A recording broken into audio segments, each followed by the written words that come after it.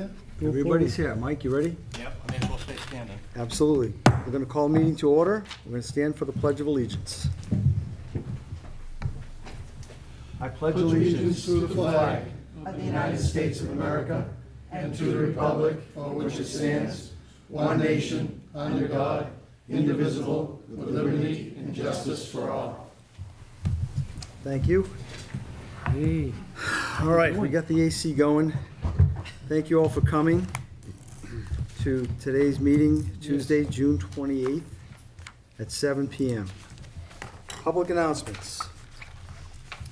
There are vacancies on the Cultural Council, Council for Elder Affair Alternate, Energy Committee, Recreation Commission, Finance Committee, and the Historical Commission.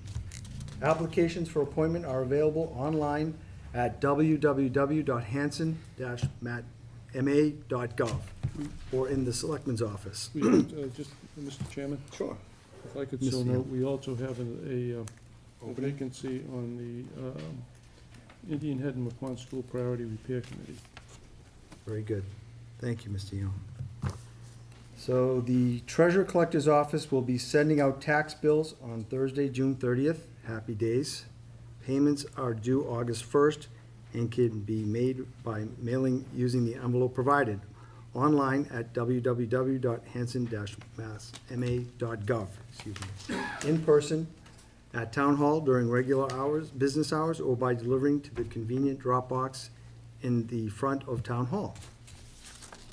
Town Clerk would like to remind dog owners that the license periods start on July 1st. All dogs over 6 months must be licensed by September 30th. Residents who use the transfer station must obtain a new sticker by July 1st. Stickers are available in the Board of Health office. Vehicle registration and enrollment forms will be required in order to receive the new stickers. Enrollment forms are available online at www.hanson-ma.gov. The Water Department also reminds residents that there is a total water ban in effect. Outside watering is prohibited. Community Preservation, Wednesday, June 29th, 7 p.m. These are upcoming meetings. Final Plymouth County Reuse will be Wednesday, June 29th, 4 p.m. at the police station. Selectmen will be Tuesday, July 12th at 7 p.m. And the Selectmen again, Tuesday, July 26th at 7 p.m. Yes, Mr. Howard? I talked with Chip at the Water Department this morning, and the tank is completely done. And with any luck, they were gonna start to try to put some water in it today, so that maybe by the end of the week, we will be on our own water, which I think everybody will be very pleased with. I'm not pleased with it. I don't like drinking it. It stinks at my house. I don't know about anybody else's, but that's what I had to say. Okay, thank you, Mr. Howard. I also know that we got notice that, I think the original date they gave us was July 6th, that they thought they were gonna be turning on, but it might be sooner. Is that what we're saying? Well, Maybe? supposedly, they were starting to put water into the tank today. Okay. But, and that has to be tested though, too, right? Well, it has to be filled and then Tested. tested. It has to sit for 24 hours and then tested. Okay. Thank you. Okay, next on our agenda is the Town Administrator's Report. Thank you, Mr. Chairman. Only a couple items this evening. I wanted to follow up on the board's request in regards to reports and meetings with department heads and boards and commissions. As you're aware through the agenda, our police chief is here tonight to give an update on matters going on in his department. My proposal going forward is once a month, not every meeting, but once a month, we invite a department head or a board and commission to come in and discuss the state of their board or commission or department with the Board of Selectmen. So that way, we rotate through, and I'm anticipating by the end of the year, we'll start back over again. That being said, I'm also speaking to, and I mentioned it at a staff meeting last week, I am also planning to request that department heads provide me, and I'll provide the board obviously with these reports, a monthly report, just highlighting what has happened in the department during the course of the month, so that you're up to date to a reasonable level of anything of importance that's going on in those departments. That also allows me to share those reports with the other department heads, so that in the absence or in the interim between a department head meeting, they will be abreast of the pertinent matters with each department. So hopefully that will meet with the board's approval going forward.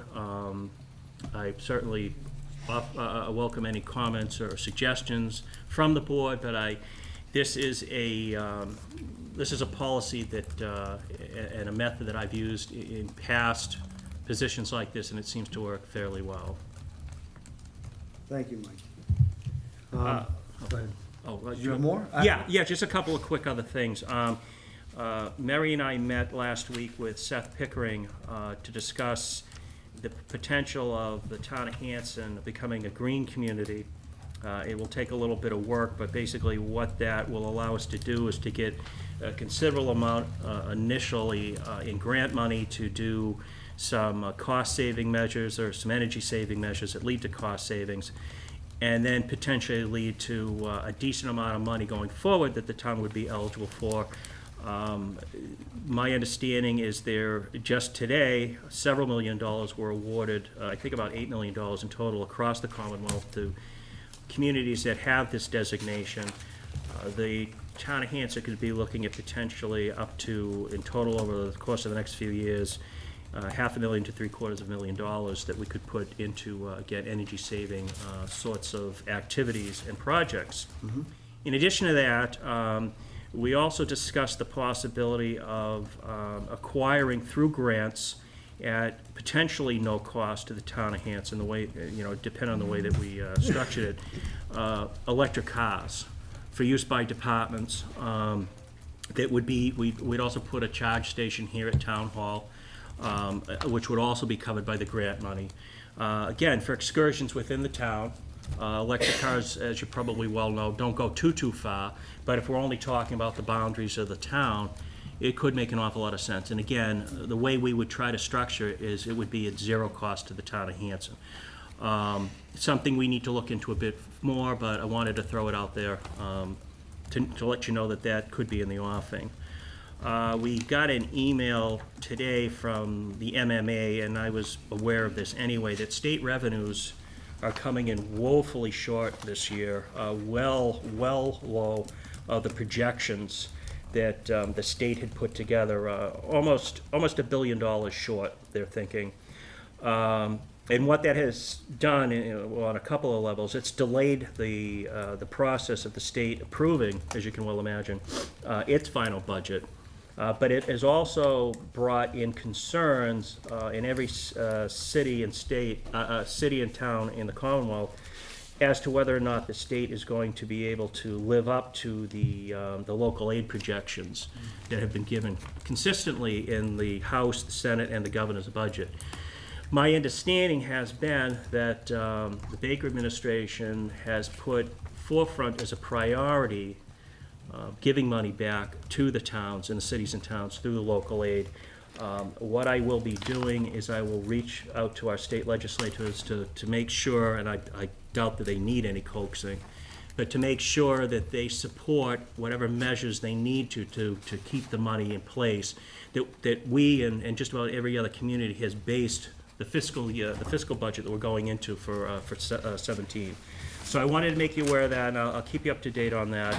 And the last thing I wanted to mention is I received word from the fire chief that he has hired a new employee. There was a resignation.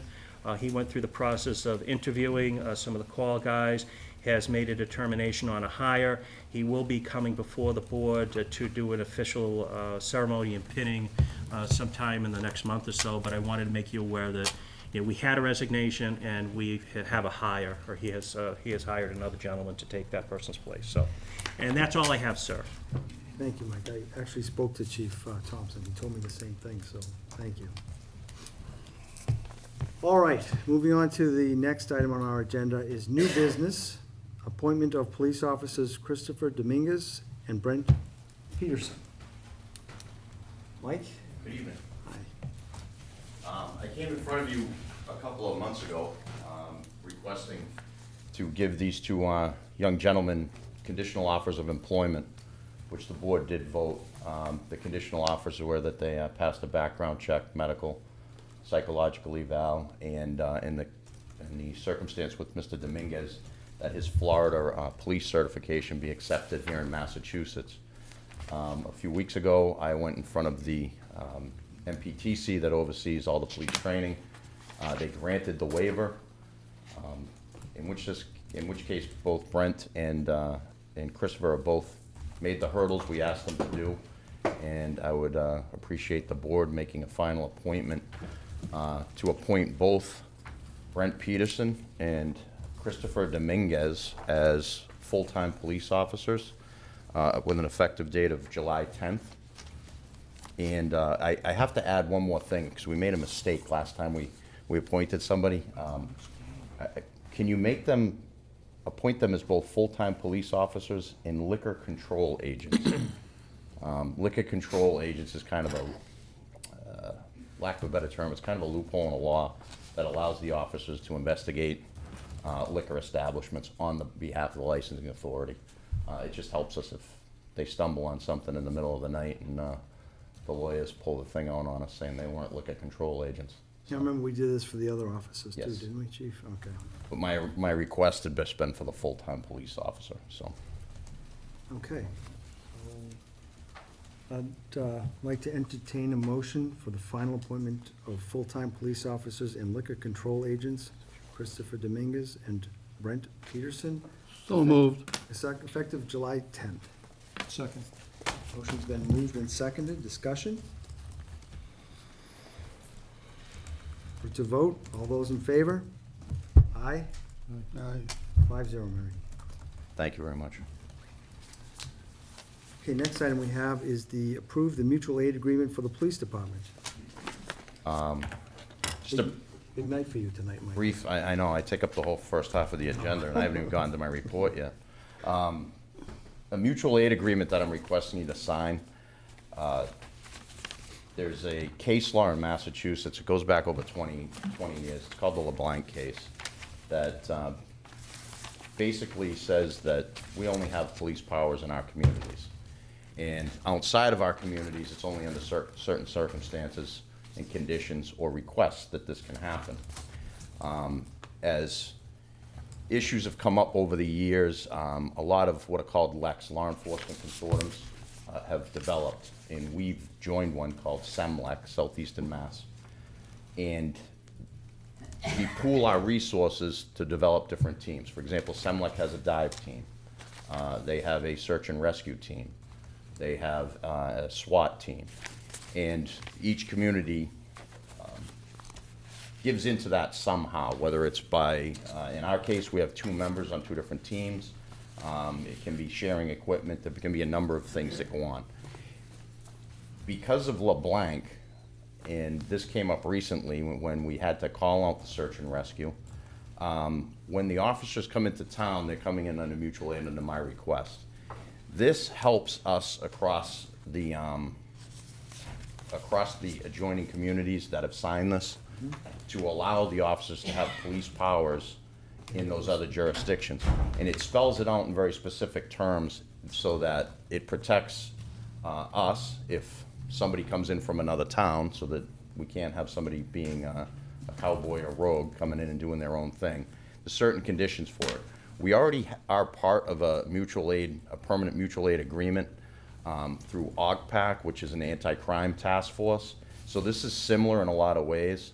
Like I said, it just makes life easier for us, more clear-cut, and it allows the officers to be able to act as officers when they witness crimes while they're on duty.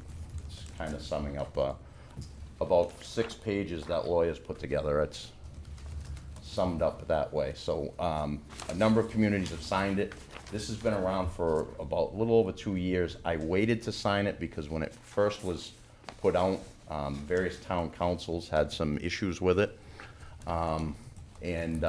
It's gotten to the point now that it's been bounced around and modified over the past couple of years that most everybody, although they might not be thrilled with it, are accepted of it. or accepted. Thank you, Mike. Mike, on the termination part of it, it says mutual aid agreement, so we can remain in effect until, if we So the just board decides they don't want it pull anymore, it out anymore? or Or- Semlec and all the communities disintegrate, or the groups disintegrates. So you can pull out of it if you want. Yep. There's no, it's legally trying to protect the officers, both in town and those coming in. So when I send them out on Semlec, it's giving them the authority to act as police officers. Okay. Mr. Chairman, if I may, we also ran this by Town Council, Jay Talaman, and he has approved it moving forward. Thank you, Mike. That was gonna be the question, one of them. I see 31 communities, Mike, involved in this. Yes. I have a question. What's an example of a Hanson officer on Semlec? Like, how many I have- officers and like, what do they do? There's two going on right now. Search and rescue is one of them. Officer McCarthy's been on that for a little over a year. So they go on, they'll search for either people, evidence, lost people. They've been involved, and it depends upon whether they're out for a crime. We've been out for suicides, autistic children, a number of things. The thing with it, if you have a big search in your community, calling on the surrounding towns, hey, Pembroke can send 2 or 3, Halifax might be able to send 1. They're not specifically trained for that. These teams, they train once a month in land nav. They have, for lack of a better term, profilers, so they go in and they interview family members of the Alzheimer's patient or the autistic child to see what they tend to do, where they tend to go. There's a lot of resources put into it. They have availability of other resources like commands. If we needed a command post, we can bring one in. They can help us set up. With the search and rescue, you have to think of something too, that if we had an extended search going on for days, between the overtime I'd be paying our own people, plus having to help out whether these other communities can afford it, would be substantial. So I always looked at it kind of as an insurance policy. I know I have the help if I need it, and I know I have the expertise. And at times, we've called out just 2 members who have certain expertise in things. And dive team's another example. When I was in Carver, I had members on the dive team. I could never afford to equip or train people on my department on my own. The LEX, the Homeland Security money come through the LEX.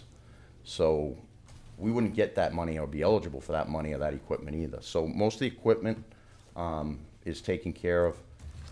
We provide the training time, some of the uniforms.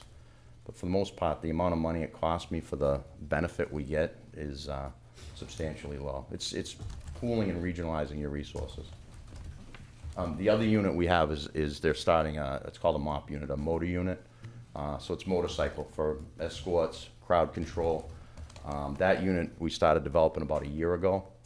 And they've been up, and we've used them twice on the Boston Marathon route and on some funerals, and police funerals. So that's a developing unit, though. So in the next year or 2, we expect to have that more established. And we're trying to keep that with a very limited role. But people don't realize the importance of motorcycles and crowd control sometimes can be great. And again, the escorts. They've had it for example, the police chief that passed away in New Bedford last year. They needed more assistance. We were able to send it. So it's, like I said, it's for the cost to us, it's a great insurance policy. Do they share equipment too, Mike, or no? Yep. Yeah, we share equipment.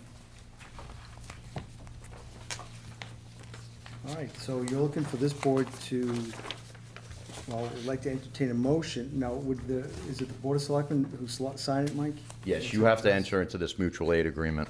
Okay. So I'd like to entertain a motion for the approval of the mutual aid agreement for the police department. So moved. Second. Motion has been made and seconded, open for discussion. Okay, with that, let's call to vote. All those approve, say aye. Aye. 5-0, Mary. Okay. Thank you. Next on our agenda is the report from the police chief. Statement of condition of the town, condition of the police department, excuse me, right? You tell me Yes, what sir. you want. We can make it question and answers, or I No, can no, tap dance, no. whatever you want to do. I'll go through a few things that have, some statistics and then a few things that are going on, and one issue that I wanted to try to address that came up in the news recently. So let me start off with, so far this year, we've handled 8,058 calls have been logged into our system from January 1st to June 26th. That's a little more on track right now. That's a little more than last year. At about halfway through the year, we did about 15, almost 16,000. So we're comparable to last year as far as calls for service. Of the 8,000 calls that we've had, 42 have resulted in arrests. 67 have resulted in either a warrant or a summons being requested for a party involved in the call. And of that, there's been 99 motor vehicle accidents. Again, these numbers are right on line with what we've been doing annually for the past couple of years.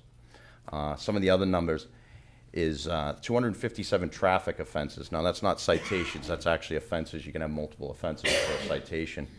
$11,930 in fines have been issued so far. Before anybody gets excited about seeing that money, we don't get it. The state does. We only get a portion. So we've also, and I found this interesting that I ran the other day, 105 firearms licenses or FIDs have either been issued or are in the process of being issued right now. We've seen an uptick in the requests for a license to carry. We usually offer 2 nights a month, that people can come in. It seems to be working. I'm not getting complaints about people saying they can't come in. We try to adjust if people call us and say we couldn't make the day that you had the scheduled applications. So we try to make arrangements for them.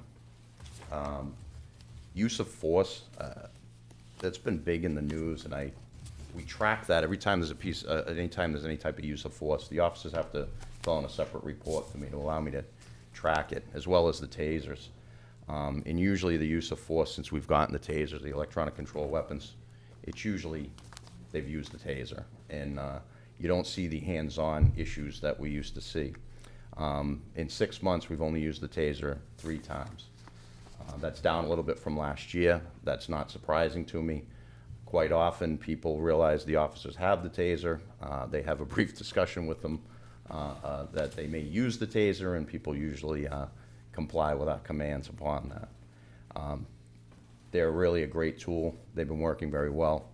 One instance that happened back in April, and I have to give kudos to Sergeant Bierce for this. We had a gentleman with a box cutter who was harming himself and was threatening the officer. In the past, that very easily could have turned into a police-involved shooting. Sergeant Bierce used his taser to subdue him. The gentleman suffered no injuries at our hands and was able to get the treatment he needed without harming himself any further. The other thing that's come up for use, and I usually leave this more to the fire department because it falls more in the medical issue. But as you know, we've started carrying nasal Narcan. We started back in 2014. Last year it was used 34 times.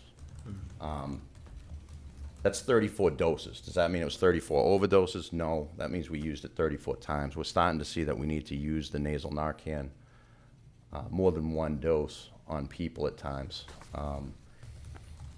So far this year, we've only used it 4 times, and 2 of them appeared to be for other medical issues. One of the things that's starting to happen between the training and the officer's experience with this is when we find somebody, regardless of age, the first thing we eliminate is you use the Narcan to eliminate that it's an opiate overdose. The 2 most recent ones, one turned out to be an asthma attack that was unwitnessed, and another one turned out to be a heart issue. But again, the officers are using them. So there is 2 saves, quote, in there where they've used Narcan successfully in the past 6 months. That brings me into the overdose issue. Some of you may have seen an article that was online, and some of the media picked up on putting Hanson, I think it was number 2 per capita for overdoses. Statistics is a really funny thing because you can manipulate them in so many ways. That second was 6 overdoses. The fire chief and I could only account for 3 of those 6. When we talked to the Department of Public Health, they're going on the overdoses based on the residency of the death certificate. So somewhere along the line, although we only dealt with 3, and I shouldn't say only because that's 3 tragedies, but we dealt with 3 overdoses, and we can't find the others. They listed Hanson as residency, and that's how we ended up with the 7. Meanwhile, the city of Brockton had 41 or 43, but it made us look not too good. On the flip side, I want to say that I think we're kind of out in front a little bit of the overdoses.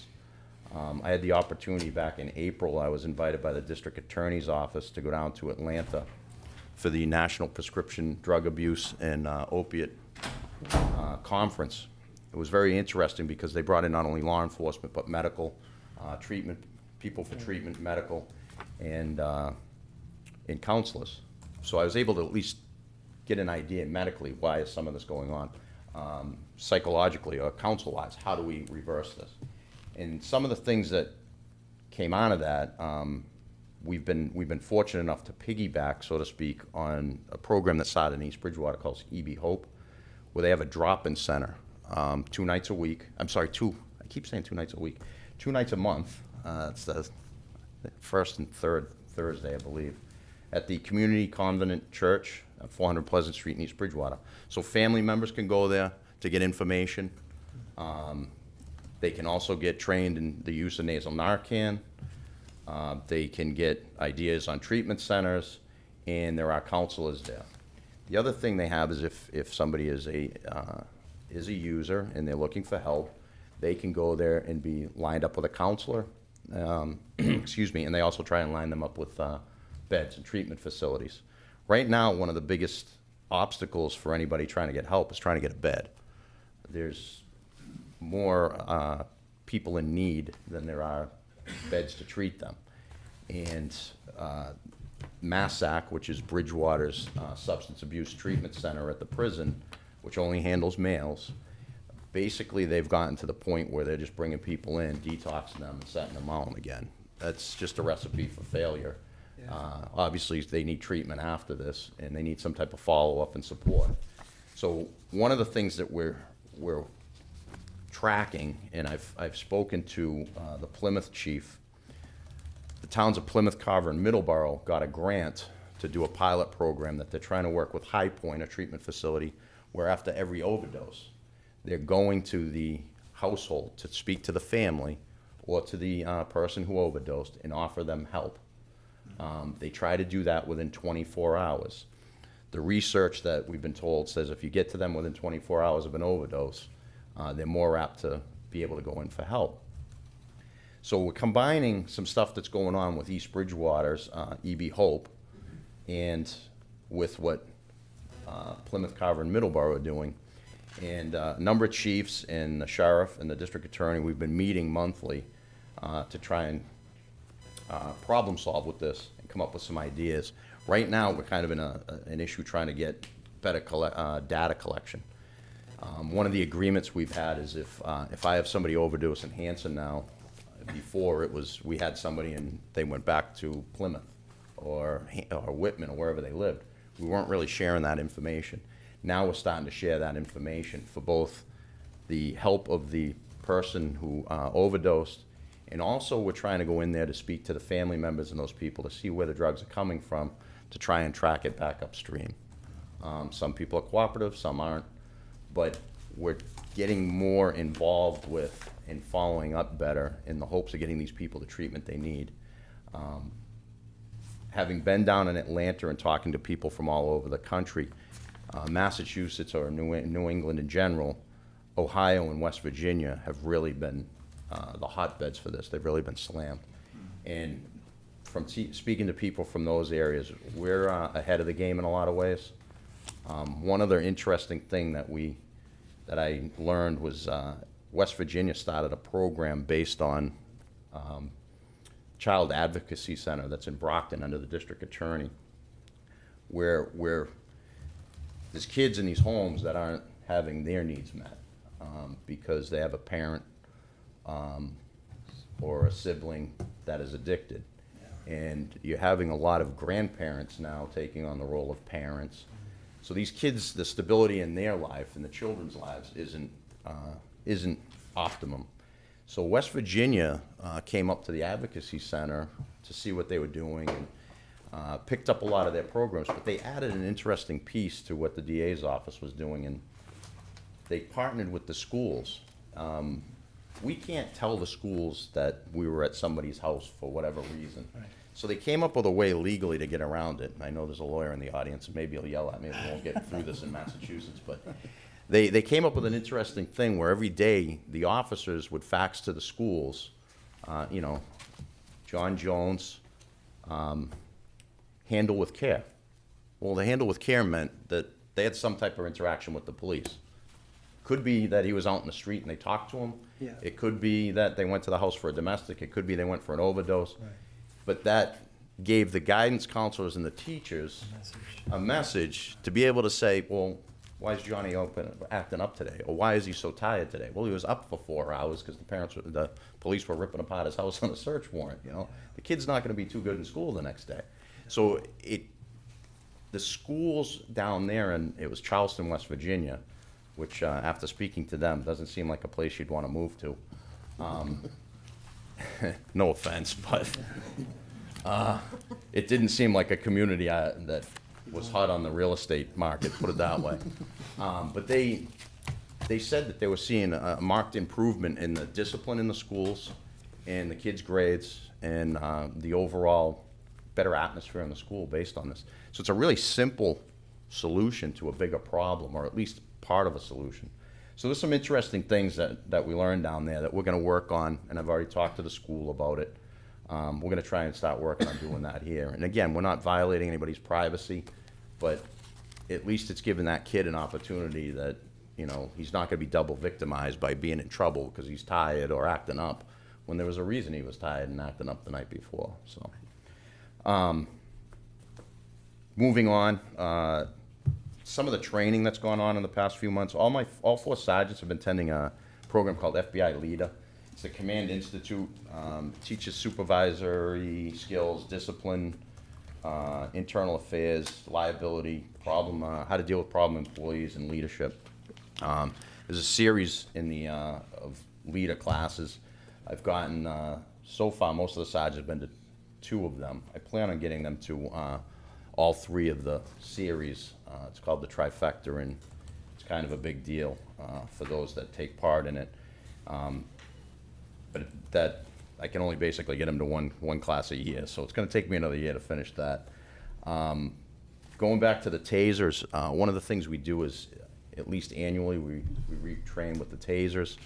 I've incorporated that in with some firearms training. Back in April, the Sheriff's Department was kind enough to bring us their trailer, their firearms trailer, so it's an indoor range that allowed us to, one, not aggravate the neighbors too much because it is insulated, but also to deal with low light shooting. There's lights in there that simulate cruisers, so they qualified in there. It allows us to go over our use of force again.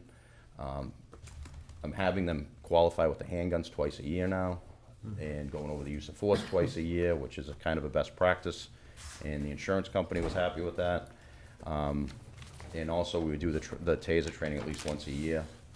We also did something interesting. We took part in autism awareness training back in February, and I want to thank a local resident, Lori Hammond. Lori raised funds to bring the instructors out from California and kind of use it as a pilot here in Massachusetts.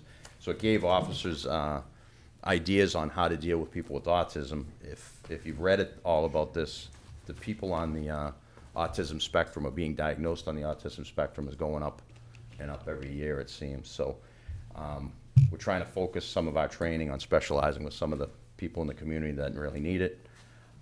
In that, we responded to a missing autistic boy back in the beginning of June. We managed to find him in about 2 hours. I want to thank the fire department for this too, because they used their thermal imaging camera.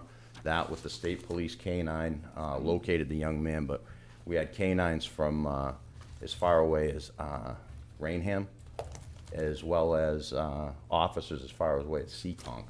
That was part of that SEMLEC activation. Again, it didn't cost me anything other than bringing in our own people on a little bit of overtime to help search this, but I had 30 officers on their way within 45 minutes.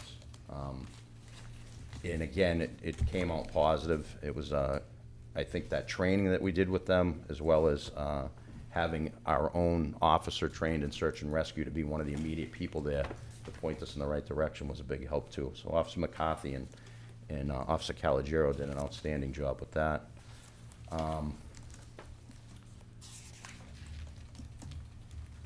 The only other, two other things I'll give you, the equipment, I want to thank the community. We were having some radio problems, and I've been trying to slowly rebuild the radio system.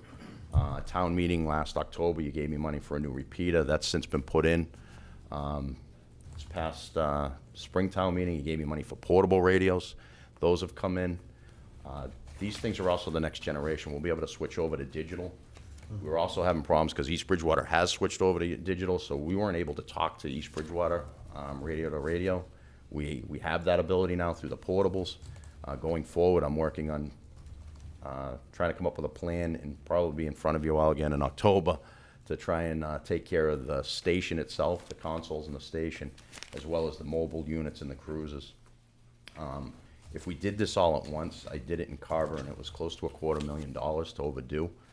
To redo the radio system. That's a lot all at once, but if we're piecemealing it with pieces that should be good for 9-10 years, and we can build the system over a few years, it's much more economical and a better way to go. It also puts us out in front that if we really have any type of major issues, I'll be able to switch over to digital rather quickly.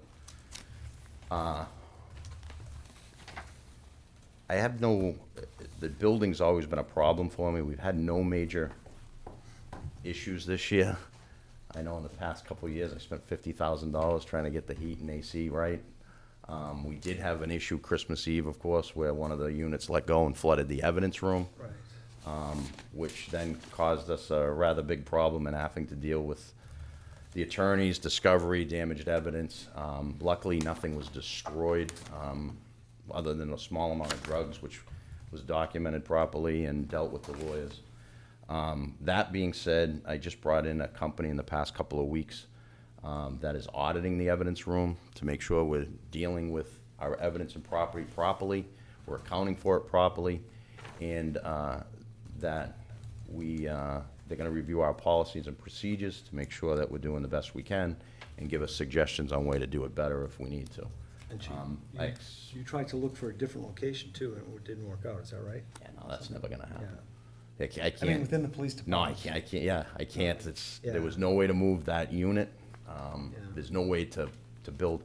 What happened is an air control unit let go and flooded the evidence room.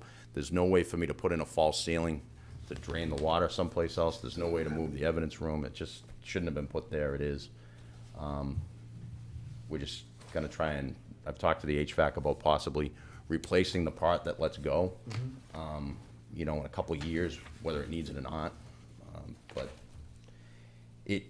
we minimize the damage anyways. And again, that audit, I expect to be completed probably within the next week or so. And if there's any major findings with that, I'll get back to you. The last thing I had, because I try to end on positive notes, I have a little section in here, good deeds. Sergeant Daly, I wanted to point out for his work on the fatal accident we had up on Winter Street back in December.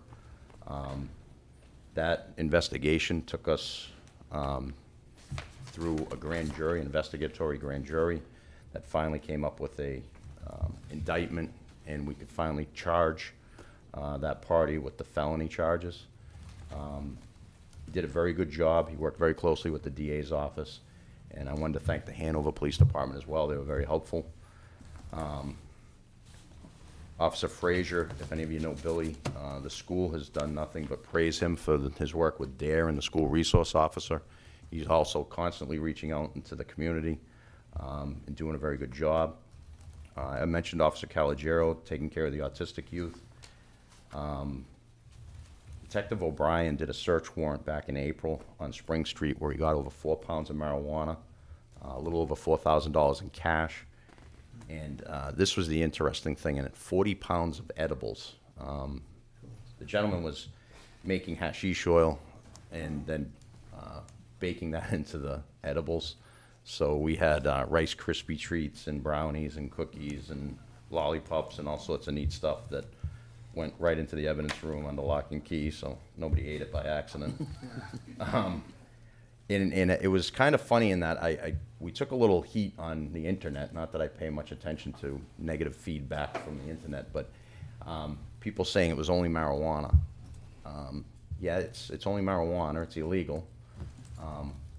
A lot of the home invasions that go on revolve around marijuana because it's a cash business. You can't deposit your money, even when this becomes legal in Massachusetts, if it does, or even with the medical marijuana, they can't deposit their money in any banks because it's still federally illegal.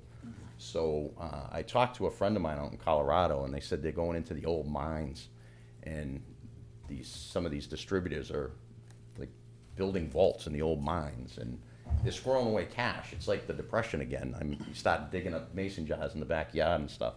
So a lot of the violence with the home invasions, it's because of the marijuana, not the other drugs. But more importantly with this one, and people don't understand, is the way that you make hashish oils, you cook it down. But you can flash over when that happens.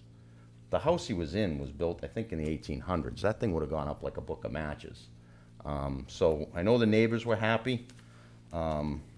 I wish we could do a little more sometimes, but I just wanted people to think about that when November rolls around and you want to vote. But the other thing that I had, or the last positive thing I had, is I wanted to thank Sheriff McDonald and his community work crew. They've come in now the past couple of years and done work at the police station. Usually it's the landscaping. They were in again in May, planting flowers, spreading mulch, and making the place look halfway decent, and I appreciate that. The other one that I want to thank, and you might not know this, is MCI Plymouth. There's a camp down there for inmates, state prison inmates that are in their last 3 years of their sentence. We've had them in town a couple of times doing, call it pick and stick, if that's the trash pickup. But they've also done a couple of projects. One was the ball field on Hancock Street, and I really want to point them out and thank them because we gave them a call on short notice to see if they could take care of the parade route before Memorial Day. They were down the next day, took care of it, and unfortunately the parade got postponed, but I want to thank them for coming out quickly and doing that. They're a good resource. We're going to try and keep working with them with small projects around town. So if you see a van and guys in orange sweatshirts or T-shirts, don't worry about them. We're watching them, and they're here to help. So does anybody have any questions? Let me know. Well, Mike, just on your point on the opioid addictions, is there an age, my understanding from what I've read in different various newspapers is that this impacts all ages. This isn't just teenagers Yeah, anymore, that's one of the reasons, like I said, that they're using the Narcan, the nasal Narcan now to eliminate the opiate overdose, because that's the quickest thing we'll see a reaction to. But as far as the ages go, no, I've talked to some local departments. They've had people in their 70s. I've talked to East Bridgewater about people that have come into the center, and they've had some people in their 70s come in looking for help. A lot of times it's because of the over-prescribing a medication after they had some type of injury or operation. But it's running from the teens, even the early teens now, right up through 70s. So it knows no age group. There's no stereotyping this one. Right. Thank you, Chief. Anything else from the board? Any questions? Keep up the good work, Chief. You're doing a great job. Absolutely. Thank you, Mike. Thank you. Thanks, Chief. Next, on our agenda is the authorized town administrator to sign agreements with the Gowrie Group Consulting Services. Did I pronounce that right, Mike? I think? Yep. For police and fire and for health EAP services. EAP meaning Employee Assistance Program. Correct. And you should have in front of you a packet of the agreement. Mr. Chairman, we've used the Gowrie Group for a couple of years now. They assist with police and fire injured on duty. It's like the workman's comp for police and fire. They provide the extra service to make sure that we can get them back to work in a timely manner. We'd had a company from Marshfield before that, and then we switched over to the Gowrie Group a couple of years ago. And we found that it's very cost-effective, with all due respect to town council. We were using Labor Council quite a bit to get people back to work. And once we brought these groups on, it made a tremendous impact on the cost of getting the employees back to work. Thank you, Mary. And I saw we got a memo about $1.35 EPM, meaning what, per enrolled program member? That's for the EAP services. Okay. And we've had a lot of, all the staff are welcome to use their assistance. They come in and they do training. They also provide various types of assistance to all the employees, their families as well. So it's very short money for what they offer to the employees. And we're looking for a motion for I'd like to entertain a motion to authorize the town administrator to sign these agreements from the Gower Group Consulting Services for police and fire and for health. Do I hear a So motion? move. Second. Second? EAP services. Employee Did you mention the Employee amount? Assistance Program. So you mentioned the amount? I just said $1.35. What amount did you want to talk Oh, about? okay. Oh, the 27, please? Flat fee of $2,700. You can, yeah. Okay. All right, motion has been made and seconded. Open for discussion. Put it to vote. All those in favor, say aye. Aye. Aye. 5-0, Mary. Thank you for that. Next on our agenda, we have vote the Plymouth County OPEB Trust representative to the Investment Committee. And I have a document in front of me that says, the Investment Committee of the Plymouth County OPEB Trust Program, PCOT, is a 5-member committee with 4 elected members, each serving 3-year terms. The Investment Committee of PCOT works directly with the senior portfolio manager from U.S. Bank to select and monitor investment pool. So the governing board member is elected by fellow governing board members from a term of July 1st, 2016 to June 30th, 2019. And we have 2 people up and running. One is Ron Clark from the town of Carver, incumbent. The other one is Andrea St. Germain from Dennis Yarmouth Regional School District. So we're being asked to vote these people into the OPEB Trust representative to this investment committee, correct? That's a So select. it's 2 running for 2. It's 2 running for 2 positions, right? Yeah, the way that it works, gentlemen, is, and as I think we touched upon at the last meeting, when the chairman was considering running for this post, my understanding is this group is constituted with a slot that's specifically designated for a member of a Board of Selectmen, as well as a slot that's specifically designated for a member of a school district, a committee.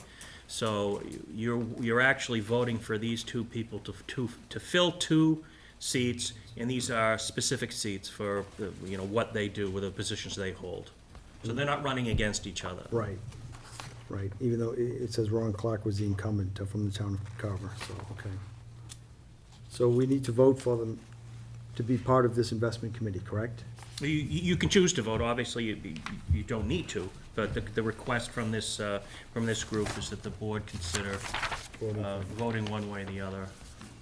Why don't I just put it out there too, and put both names out there? So, motion to vote in favor of appointing Ron Clark from town of Carver and Andrea St. Germain from Dennis Yarmouth Regional School District to the OPEB Trust Representative Investment Committee. So moved. Motion. Second. Moved and seconded. Discussion? All right, let's bring it to vote. All those in favor, say aye. Aye. 5-0, Mary? Okay.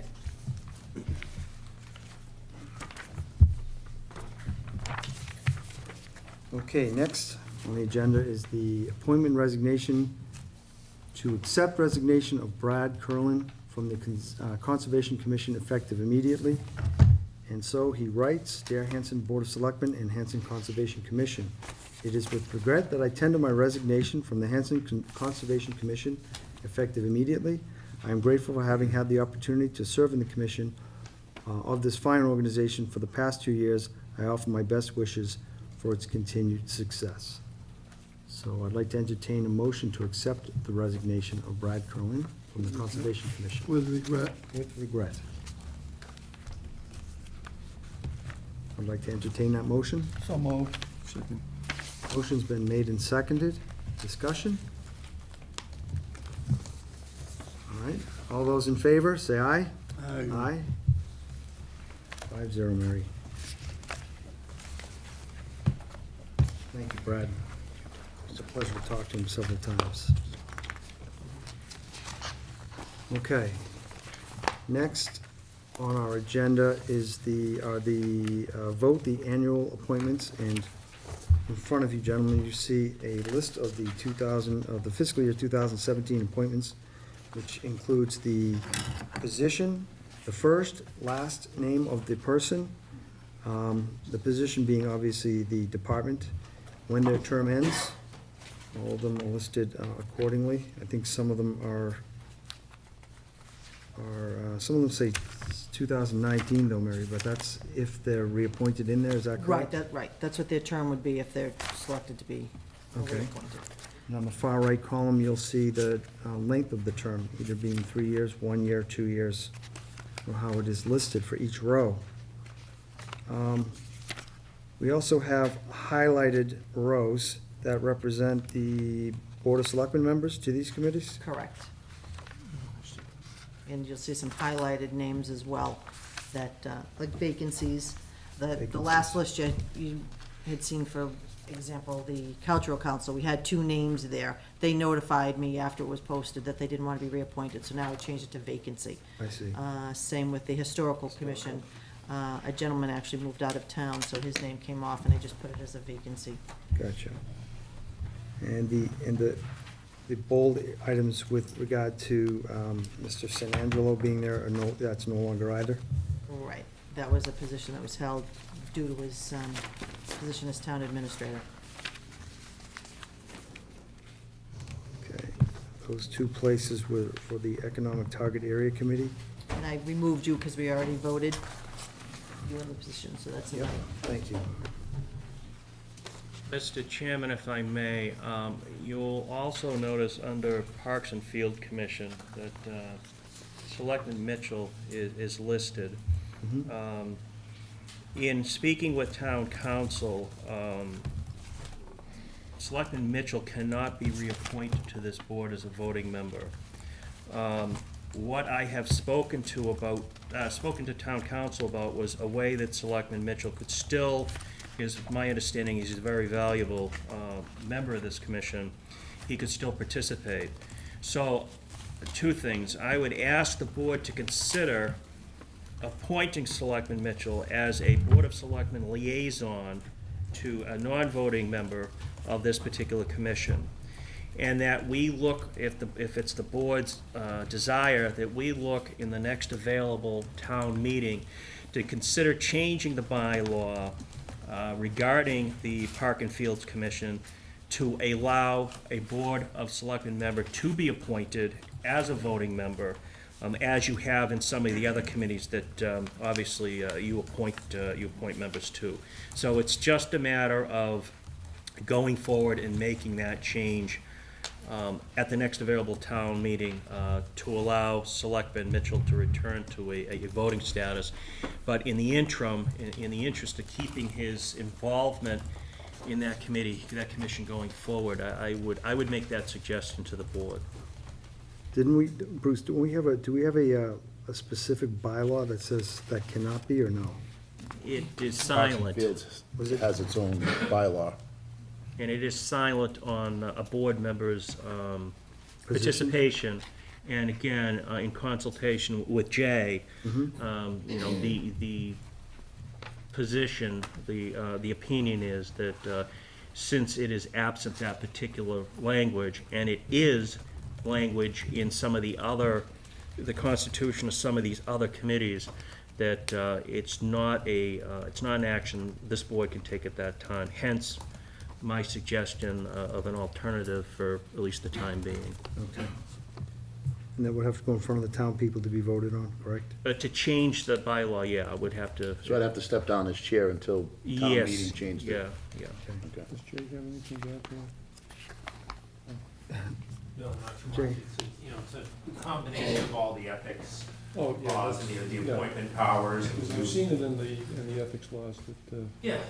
that you can't, Well, I've been grandfathered because I was in Yeah. Parks and Fields before I Right, was that's selectman. right, Right. yep, So, that's why his is coming up now. Okay. It's the new appointment. Okay, so Mike, are we suggesting to put a motion in two parts, or one each? No, I would suggest that the board act upon everything it has in front of it right now, with the exception of Selectman Mitchell, and that after that motion moves forward, then you make a separate motion Okay, appointing Selectman Mitchell as a Board of Selectmen liaison to that commission, so that gives him some gravitas to continue to participate. okay. All right, so what I'm going to do also, in addition to this, we have applicants for appointment, is that correct? Underneath? We've got Conservation and Historical Commission for both.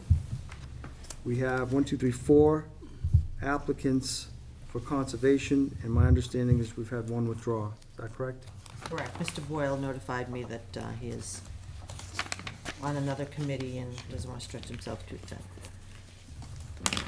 All right, so Mr. Boyle is withdrawn from the Conservation, and with Mr. Curlin's absence or resignation, that leaves 3 positions open, is that correct?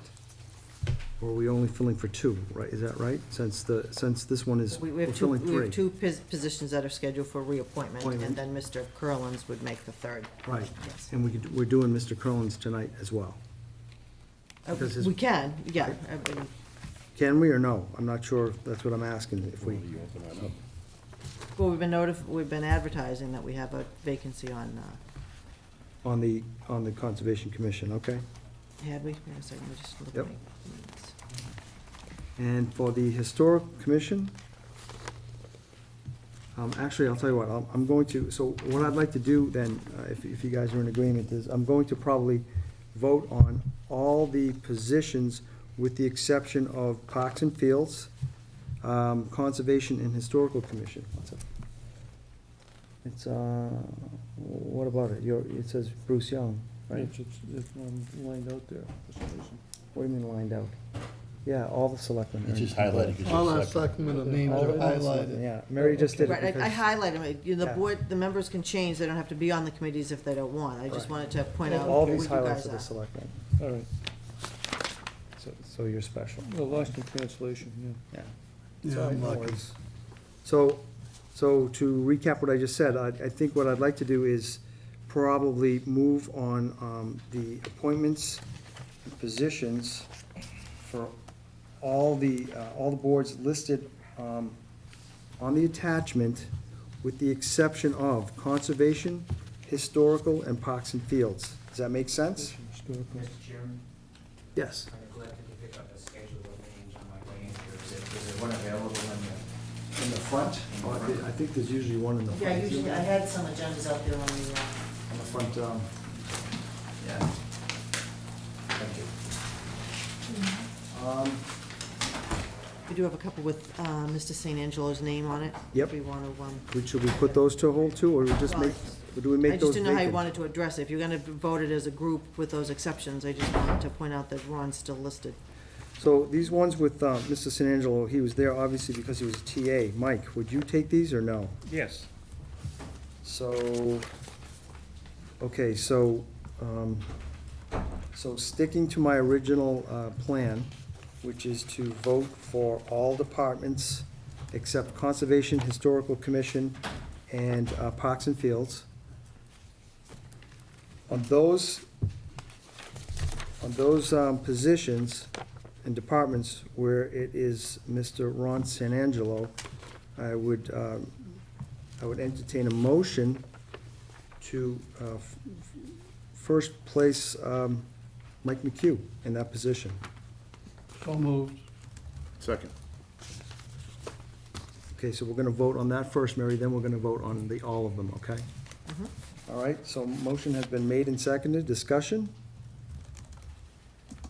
All right, all those in favor, say aye. Aye. Aye. 5-0, Mary. Okay, so we put Mike in these spots here. Mhm. And now I'm going to make a motion. I assume all the selectmen who have been highlighted and reviewed where they are, those departments, that they're fine and they don't wish to withdraw. Mr. Howard, Yes, fine. two. Kenny, you good? Mine are fine. And Mr. Scott? Yes. All right, cool. So, I would like to entertain a motion of, with exception to the Conservation, Historical Commission, and Parks and Fields, that we appoint all listed all listed positions accordingly to this, to the attachment. So moved. Second. Okay, motion has been made and seconded. Discussion? Okay, all those in favor, say aye. Aye. Aye, 5-0 on that point, Mary. So, Mike McHugh, and then we've done everything except conservation, conservation, historical commission, and Parks and Fields. Okay, and with that, I'm going to, the historical commission, we have one vacancy and one applicant, making it pretty simple, I guess. So with that, we have Mr. Thomas Hickey of 410 Brookbend Road. So moved. Second. Motion's been made and seconded. Discussion? Is Mr. Hickey here? Right there. How you doing, Mr. Hickey? Okay. So, motion's been made and seconded and is open for discussion. Any questions to Mr. Hickey? Okay, all those in favor, say aye. Aye. Aye. Welcome aboard, sir. Okay. What kind of teacher was you, Tom? I started as a history and English teacher. I just want to know that his term will expire. in I'm sorry, 2017. you're right. His term will expire on June 30, 2017. This says Mills vacancy term, right? Yes. Okay. Okay, the next one is for Parks and Fields, and we're going to put that to, consider the board, so Mr. Mitchell will no longer be an official voting member to this board, but he will be in fact a Board of Selectmen liaison to the Parks and Field Commission. And, yep, that's what we're voting on right now. So he doesn't, as a liaison, he really doesn't have a length of term, is that correct, guys? I would say he does not. That's right, so I have no mention to length of term in this amendment because of that, Mary, in this motion. So I would entertain a motion to appoint Robert Brown, Charles Barnes, both having a term of, actually, it says Robert Brown, a term of 1 year from, to June 30th, 2019. That actually should be 3 years, right, Mary, or no? Yes, it should be Okay. 3 years. 3 years. And then, of course, Charles Barnes of, until June 30th, 2019 for 3 years as well. So moved. And Mr. Mitchell as the Board of Selectmen liaison. Again. So moved. Motion has been made. Second. Motion has been seconded by Mr. Young. Discussion?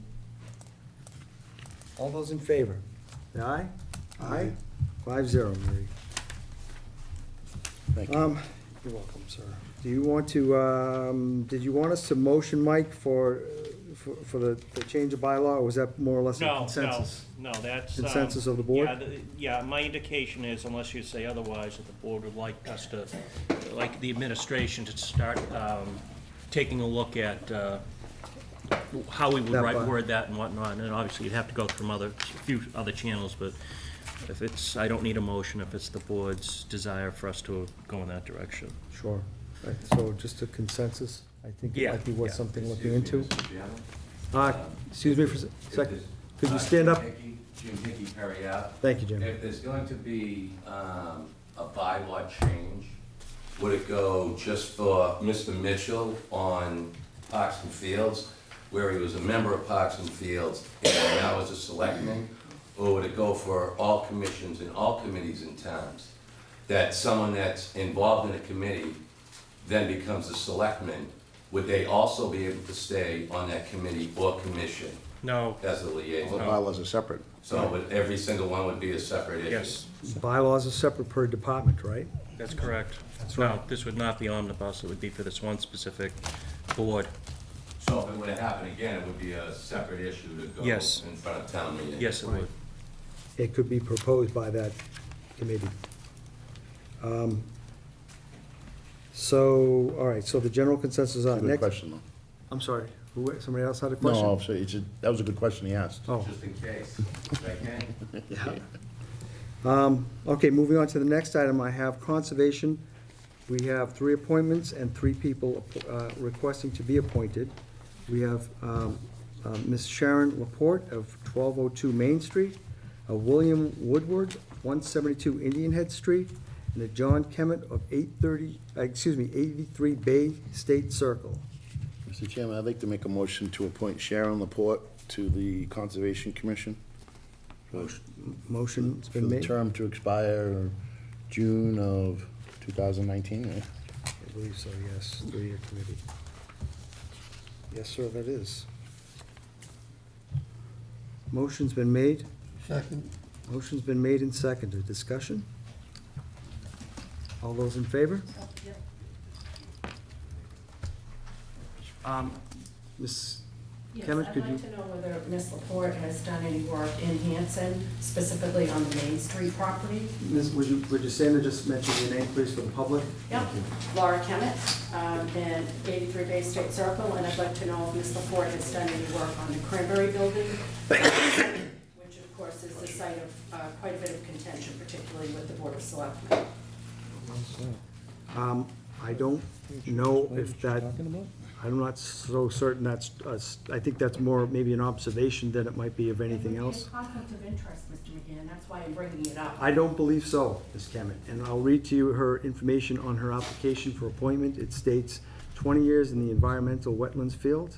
She has a Bachelor of Science in Geology, Earth Sciences, 3 years as a COMCON agent for the town of Halifax, 10 years with the Finance Association of Marshfield, I think that's finance, F-I-N-N, on airport and VMP for Marshfield Municipal and Mansfield Municipal Airports, and other permitting. 2 years as part of Silver Lake Pumping Station upgrade for DPW, Brockton, and others. It's a very impressive I'm not application. questioning her credentials, I'm questioning whether she has had a vested interest in a project that has been part of Hanson's history and is likely to be part of Hanson's future. And my understanding is that Ms. Laporte did some delineation on 1101 Main Street, which is a very important piece of property in this town. So I'm just, is she here? I don't know. She's sitting right there. Okay. I'd like you to direct your questions, Mrs. Kemet has directed her question through me, so I'd like you please to direct your answer through me, if you would. Mrs. Laporte? Yes, I have done some delineation on the property. I have no vested interest that I could possibly imagine. I'm not in a butter, I'm close, but I'm not in a butter. And You know, hope somebody can do something with it, but I can't So, speak to okay. any So- lives or anything. I'd like to, you can sit down, it's okay. Can I, So let me ask one quick question. So I'm looking for somebody specifically who's willing to work with people, and one of the reasons why I'm here today, Ms. Laporte, is because I promised the people of Hanson, in an article that was written by Ms. Seal, that the people would, that we, one another would work well with each other, reach out to people, help them, and respect. That's my biggest key point with them. So I'm assuming that's your philosophy too? Do you have a general philosophy in this position, or? Yes, it's to help the people through the process, to do it properly and appropriately. Thank you. Mr. Young? well, the statement made by Mrs. Kemet, that there was controversy on the Board of Selectmen regarding the Main Street property. I would hope she would explain that, because I don't know what the controversy is. Because as a, Excuse me, hold on for a second. she I- mentioned the entire Board of Selectmen, so I'm not sure what the controversy is, and I think she should explain it, because she threw that out there, and I wanted to explain what the controversy is. I don't have any interest, I don't have any kind of personal vested interest in the Main Street property, other than hopefully seeing that someday it's developed, that it gets put back on the tax rolls properly. Other than that, I don't know what the controversy is. What's the controversy? Mrs. Kemet. The controversy was last summer that Mr. McGann attended a conservation meeting. It was on tape. And actually, several members, Mr. Young, I believe you did, Mr. McGann and Mr. I Scott. had nothing to say about this. No, excuse me, I thought that I was given the floor. You all attended when Mr. Mariangello, who owns the property, attended. And I want to make a note that Mr. Mariangello has done nothing to move forward with that property since that date, or actually since he's owned it. And the point that I'm making is that Mr. McGann made a point of saying at that conservation meeting that he would not reappoint Mr. Kemet and Mr. Skellinger because of the fact that he thought that they weren't playing ball with Mr. Mariangello. And playing ball meant essentially bypassing the conservation laws and the bylaws that the citizens of Hanson voted on.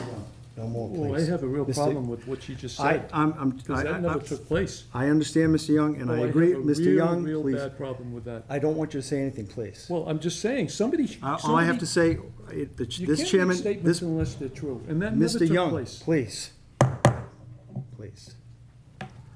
Thank you, Mrs. Kemet. Your point of view is duly noted. That's not a So, point of view. the point, excuse me, gentlemen. The motion's been set and seconded on the floor to You can't appoint do stuff Sharon like that. Laporte I didn't get the as second. what's that? Seconded, I didn't hear a second. Mr. Young did. You can't make accusations like that aren't true. Mr. Young, please. Enough, let's move on. All right, that's fine. Motion has been made and seconded. I believe it's been seconded. Was it seconded by you, sir? I'll To second appoint it. Sharon? Okay, just for the record, Mr. Young has seconded, okay? That Sharon Laporte be assigned as Conservation Commissioner for the term of June 30th, 2019. I'd like to say something before you. Sure. The reason why I nominated her is just based on her resume. I mean, when you sit there and read everything that she's done, and she was a conservation agent for the town of Halifax, so when I read that last Friday, I thought that she would make a good fit, so that's the reason why that I chose her Yeah. for one of the seats. I've read it also. It's very impressive. So the motion has been made and seconded. We're going to call it to vote. All those in favor, say aye. Aye. Those against? Everybody was all five, right? All 5-0. Welcome aboard, Sharon. Thank you. Mr. Chairman, I just don't like what was said, and if there's statements, if there's statements this meeting that Mr. Young. aren't factual, I am going to call that person out on it. I'm just telling you right now, I will not put up with that. That's cool. As a, Maybe you as could do it on somebody- Facebook, please. as somebody representing the Board of Selectmen and the voters of Hanson, I will not put up with misstatements, that's all. Okay, we're moving on to the next item on our agenda, You gentlemen. think it's funny? It's not. I have William. Nobody's laughing. Hey, listen, if I'm talking, I'm talking, right, guys? That's it. All right, All that's right, fine. thank you. Moving on to the next one. William Woodward at 172 Indian Head Street. has applied for an application for appointment as Conservation Commission. He lists as retired. He's from the Town of Weymouth Civil Engineering, Conservation Administration, and the Town of Weymouth for 18 years, towns of Hanson, Halifax for 8 years, and Town of Stoughton for 5 years. He's a civil engineer and a COMCON advisor. And he has applied for a Conservation Commission for the term of June 30th, 2019. I'd like to entertain a motion to appoint Mr. Woodward to the Conservation Commission for the term of June 30th, 2019. I just want to state that I knew Mr. Woodward when he was here the first time with Why don't Hanson. can we hold that for discussion? Right now, I would like to entertain the motion, Mr. Young. Oh, yes. Do I hear a first for the motion? So moved. Do I hear a second? Do I hear a second? Second. Second. Yeah. Motion's been made and seconded. Bruce had a comment. Bruce, what did you want to say? Mr. Woodward was the joint conservation agent for both Whitman and Halifax, and did a very admirable job as such when he worked for the town of Hanson. Is he here tonight, Mr. Woodward? Thank you, sir. Are there any, I've made the motion, and it's been made and seconded. Any questions to Mr. Woodward by this board? No? Ms. Kemet? Yes, and Mrs. Laporte, I applaud you applying, that was not really directed at you, although I'm sure it felt that way. Mr. Woodward, I'm wondering if you've done any work in the town of Hanson. Mrs. Kemet, if you could I'm please. sorry, Mr. McGann, Thank through you. you to Mr. Woodward. I'd like to know if Mr. Woodward has done any work specifically for Mr. Ellis in delineating wetlands, because Mr. Ellis has got quite a bit of work coming up in the town of Hanson. It's got matters before the Conservation Commission right now, so I would like to know if Mr. Woodward has been involved in any of those. Mr. Woodward, have you been involved in any Yes, I have. Delineations. delineations for the, okay. 5 or 6 different clients. I would recuse myself if any potential conflict of interest came about. Thank you, sir. Again, I'd like to, thank you for trying to, thank you for putting your resume out here and applying for it, okay? Are there any other questions? If he, I'm Mary Ann Demasio, Indian History. Can you just say what a delineation is? Pardon? Could you say what a delineation? No, I could not. I'm assuming she means, You want to say it again? oh, you wanted me to say it again? No, I could not say it again. You did 5 or 6 of them. I know. I speak. No, she's not making fun of you. She wants to know what's the definition What's a of def, delineation. oh, I'm telling you, I agree with you. I'm not so certain myself. Could you tell us what you mean by delineation? I guess Mrs. Kemet that would go to, right? Well, certainly any of the members of the Conservation Commission, but basically when you've got a project that involves wetlands, you need to delineate where they begin and where they end, so that you know whether the applicant is complying with the wetlands bylaw. So it's delineation of the wetlands. I thought you meant on projects or something, but Well, I it get is, you. it's on, so, for instance, when Mr. Ellis was building his new house, he had to have those wetlands delineated, so he knew what boundaries he had to stick within. All right. Moving on. I see nobody else asking anything, so we're going to put it to vote. All those in favor of appointing Mr. Woodward as a Conservation Commission agent for the term of June 30th, 2019, say aye. Aye. 5-0, Mary. Okay.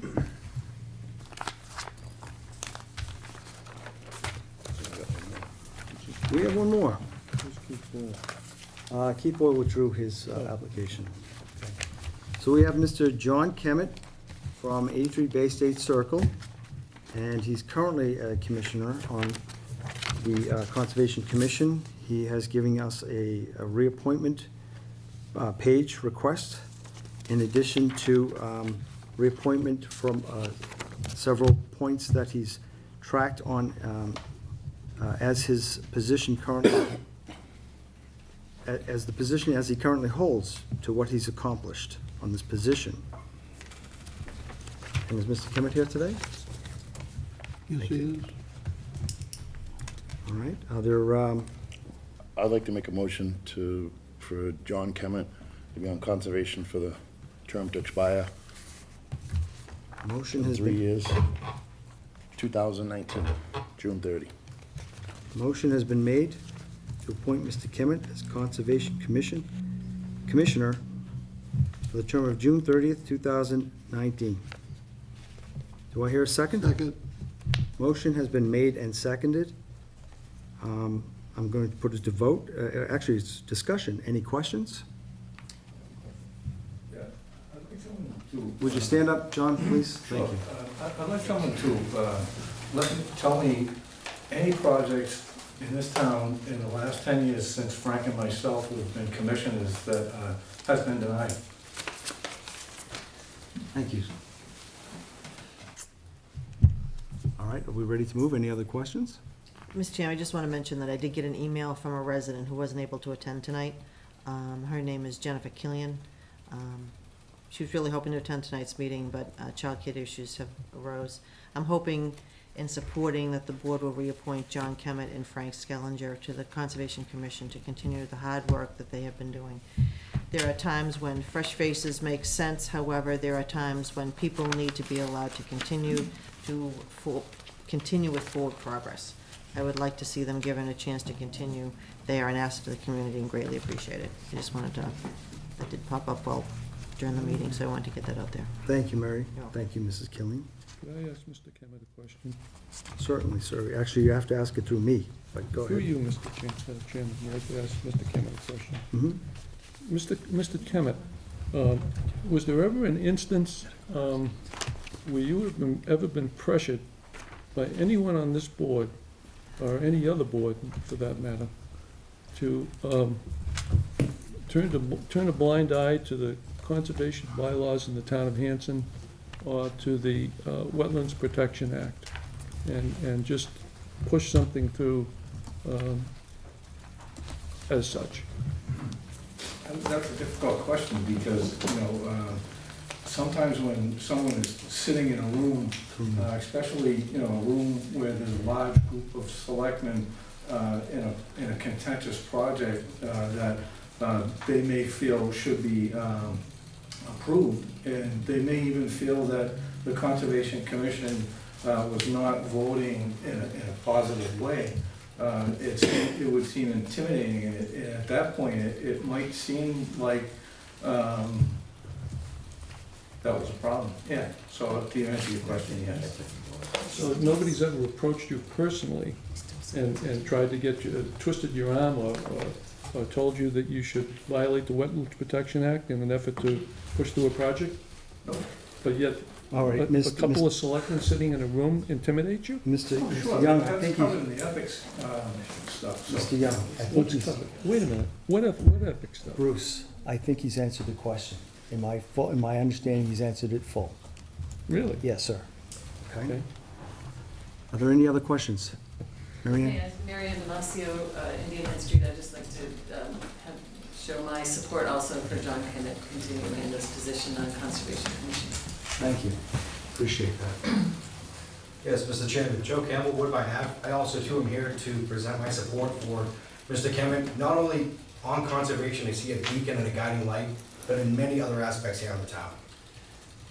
Very good, Joe. Thank you. Terry McSweeney, 745 Winchester Street, we're also here to support Mr. Kemet.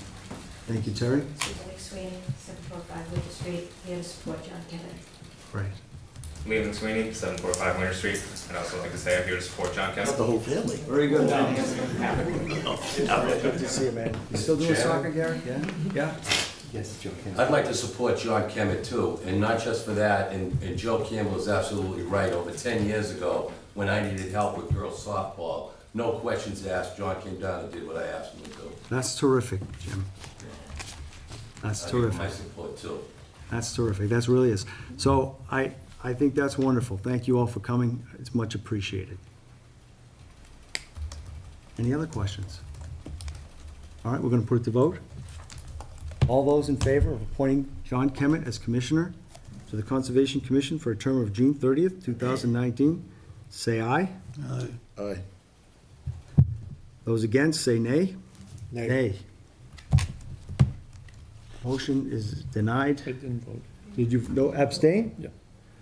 One abstention. I'm sorry, I thought you said yes. No. One abstention.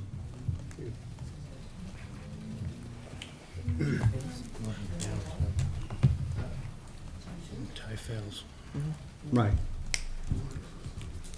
So at a tie, how does this go, Mr.? Doesn't pass. So at a tie, it doesn't pass. So we have one open position, Mary, if we could. We have Mr. Skillinger is still up for reappointment, if you want to consider Mr. Skillinger. Oh, I'm sorry, I didn't see reappointments. It says Well, applications. he's on the list. He didn't give us an application, but he was up for reappointment. For reappointment on it. I got you. Okay.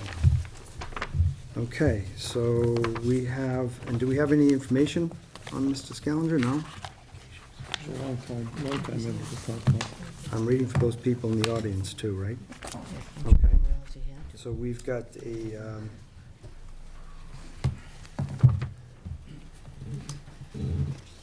we've got another appointment for Conservation Commission, Mr. Frank Skellinger, for a term of June 30th, 2019. I'd like to entertain a motion. So moved. Motion has been made. Has it been seconded? No second? No second? Motion doesn't carry. Moving on.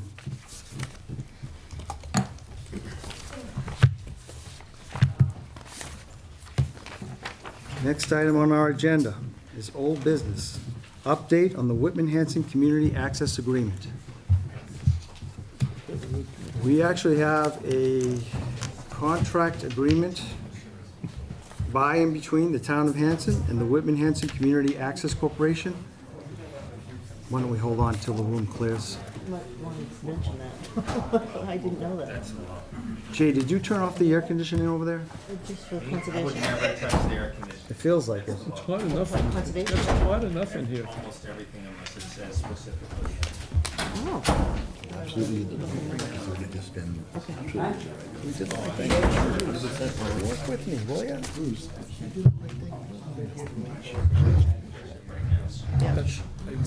We're still recording. Why don't we take a, can we take a 2-minute recess, please? Some of us has to go to the bathroom. Thank you. Concession. Okay, I want to thank, we have, next on our agenda, is the update on the Whitman-Hanson Community Access Agreement under old business. We actually have in front of us, an agreement by and between the town of Hanson and the Whitman-Hanson Community Access Corporation. We also have the bylaws of the Whitman-Hanson Community Access Corporation. And hot off the press, we received just tonight, and in your packets, you should see questions regarding the Whitman-Hanson Community Access Corporation and the town of Hanson. These were responses by William Solomon Esquire, I believe he's a lawyer, is that right, Mike? Yes, On the- he's the attorney who crafted the agreement to which you just referred. Okay, and this was on the, he was, special cable counsel for the town of Hanson. And there were a list of some questions with regarding the contract, as well as, I think, some of the bylaws. And I don't know if you gentlemen, we just got this tonight, so I don't know if you had enough time to review it, but from some of the items that I was able to read and compare to what's in the bylaws, everything seemed pretty on the Yeah, up well, and up. Mr. Chairman, if I may. Mr. Young, yes, sir. I wouldn't have had a lot of questions last week if we had had a copy of the bylaws, because the bylaws eliminated quite a few of the questions that I had. Just wanted to make that statement. Thank you, sir. Um, Well, I think it's important that we make sure we indicate that this is a corporation, not a government agency. So these are how they work, and this is how the internals of it works. And the two are much different, right? I talk about the corporate world all the time. And tonight with us, we have Ms. Arlene Diaz. And I'm sorry, who are the other members? Darlene, could you introduce? I'm Dave Bovee. I'm the vice president of the board Thank you, Dave. and 149 Holmes Street, Hanson, board member. Thank you, sir, for coming tonight. Welcome. And no other members made it, right? No. Okay, cool.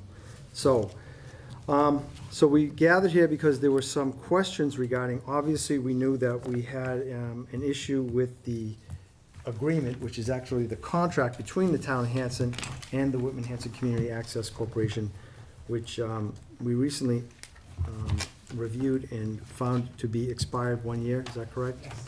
Okay, so, and we're addressing that. That's right too, right? I mean, excuse me, let me recorrect this. I think what we've agreed to and what we're talking about here, Arlene, is possibly having Mr. Mike McHugh take this exact same agreement, and he's going to tweak it, bring it up to speed as best he can, you know, and maybe add whatever he's got to be added after it's reviewed by the board. Has to be the same as the agreement for Hanson And with, Right, yeah, right, same. right, so this is gonna be a lengthy process because it has to go to both towns to be reviewed. Not necessarily. This contract, this new agreement, right? This is the old agreement. Yep. I don't know what changes you're looking to make. Well, it doesn't, we don't know what changes to make yet. There might be some, I don't know. Usually there are some changes added into a contract that may not have been thought of before, so I don't know of any. Personally, I don't know of any yet, you know what I'm saying? But I have some, and again, because you're a corporation, you're not under the same government rules. I actually had what I thought were some suggestions I'd like to ask of you guys, maybe you could take back to the next Board of Directors meetings, okay? At the next Board of Director meeting, okay? One of which is, I know that you post your meetings on the channel, the cable access channel, right? Is it Channel 6 and is it 98 or just Channel 6? I think it's just Channel 6. Most of it is on 9. Is it on 9? I'm sorry. No wonder why I'm not seeing it, right? Yeah, there you go. So it's posted there. I would make a request, a respectful request, if it's possible to, if you can let us know the dates of your meetings, if you do them in advance. I'm not sure if you do them in advance or if you do them once a month. If possibly you could send a copy, at least representing the town of Hanson, a copy to our town clerk so that maybe she can post it onto the board, just to let people know more so, rather than what's on TV.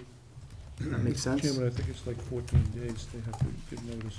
Yeah, but I mean, do you keep, when you guys set your meetings, do you set them 6 months in advance, or not? You We meet, set them at least 30 days in advance. Our meetings are always the third Thursday of the month. that's what I'm looking for. Okay. Always the third Thursday of the month. But we are currently meeting Twice. twice a month. Right. Until Okay. we appoint Right now, we're a waiting new every 2 executive weeks. director. So on top of the third Thursday of every month, you meet on occasion outside of that, right? Just recently. Just recently. This is the first time we've had to do it. Okay. That's what I'm saying. If you guys could, when you make the post to the cable access channel, if you could let our town clerk know, that would be terrific. That's what I'm asking, all right? This is more of a discussion than anything. Were there some questions, Mr. Young? I think you had some, or no? I had one. I was just curious, how many members on the committee? The board is 8. The Right board now, is 8. We're short members from Hanson and Whitman. Really? We How have 2 many? people from Whitman moved out of town. So you have 6, you're missing 2? We have 4 We active currently have members 4 right now. active. You only have 4. Only 4. Whitman has 4 also. There's 4 No, from we're talking about actively right now on the We have board. 4, the Right now on the board. So right We now, have 2 Hanson people has from 2 Whitman. active and Whitman has 2 Three. active. Hanson has 3 active. Hanson has 3 Whitman active. has 1. It was originally set up that each town would have 4 board of directors. I'm sorry, sir, could you just mention your name for the record out there? And with Hanson, we had the original committee He can't hear you. for, before this is all being formed, there was 8 members. Then all contract, back and forth with Comcast, we had a hell of a woman running the group, the attorney. Yeah. And she caught Comcast with cute things, but that's another thing. And when it came to appoint 4 members, we took 4 members from the committee who were through there from the day one, knew everything that was going on, Right, and it made Hanson's 4 members. right. And Whitman, 4 members. The building came originally from Whitman. Hanson, at that time, we gave $130,000 for our share. Right. Whitman gave $260,000. and they supply the building. And the building right now, everything in that building, all the expenses, the insurance, the workers' comp, and everything is paid by the other people. The town has nothing to do with it. Okay. Information, they're supposed to send a financial statement to the town once a year. Right.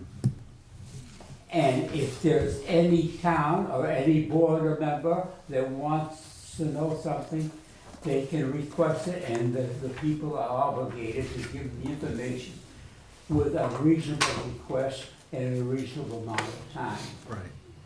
So, which to me, at that time, I was against, because we had 4 people representing us, they had 4 people. Mr. Young had somebody complain. He should have gone to the board of directors who are knowing what's going on, not come to the townspeople. I did, most of you people without the read the contract don't even know what happened then. Mm-hmm. They can give you a financial report at any time with a reasonable request. I'm sorry, what? And any board of the member can make the reasonable request or find out and get information from them.